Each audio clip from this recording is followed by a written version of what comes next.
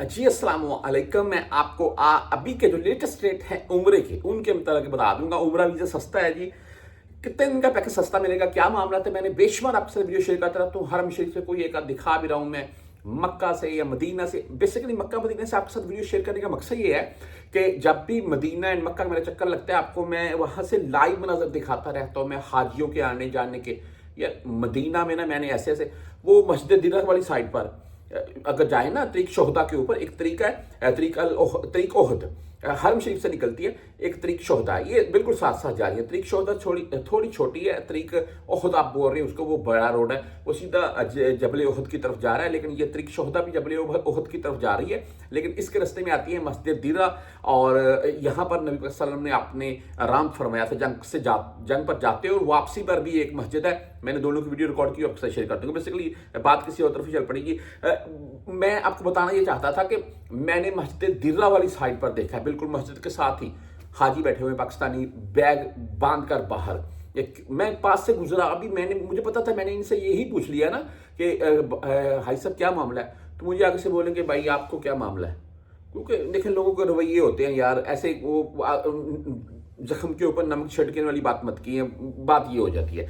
अच्छा जी, बात बेसिकली आपको बताना ये चाहता था, मैं बातें और तरफ चल पड़ती हैं कि यार कोई जब भी पैकेज लेना पाकिस्तान से, मैंने मुख्तलिफ वीडियोस में जिक्र किया है कि 10-20 हज़ार को मत देखें।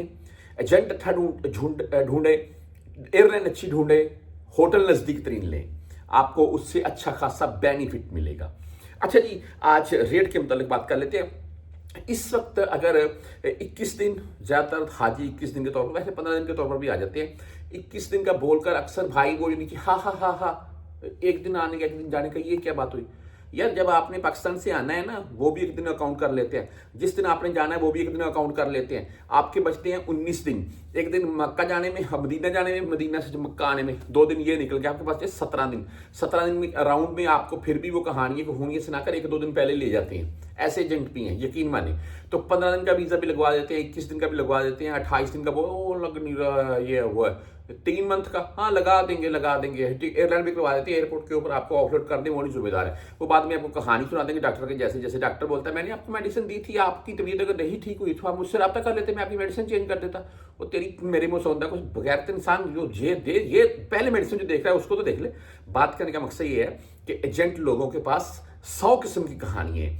आप लोग समझदारी अपनाएं। इस वक्त के जो रेट हैं, आप 15 दिन के तौर पर आ रहे हैं, वीज़ा लगवाई आपसे वही ले लेंगे। एयरलाइन आने जाने का रेट सेम होगा।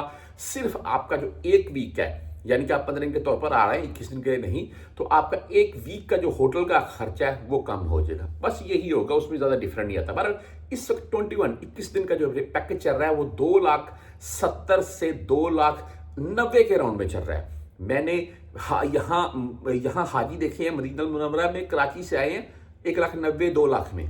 तो अभी पाकिस्तान से उस टाइम 2,30,35 में रेट उम्रा था, अभी 2,70,000 प्लस में जा रहा है। और बात करने का आप तमाम दोस्तों से मकसद ये है कि उम्रा वीज़ा आने वाले टाइम में मजीद महंगा होगा, सस्ता नहीं होगा। अभी रेट भी ठीक है।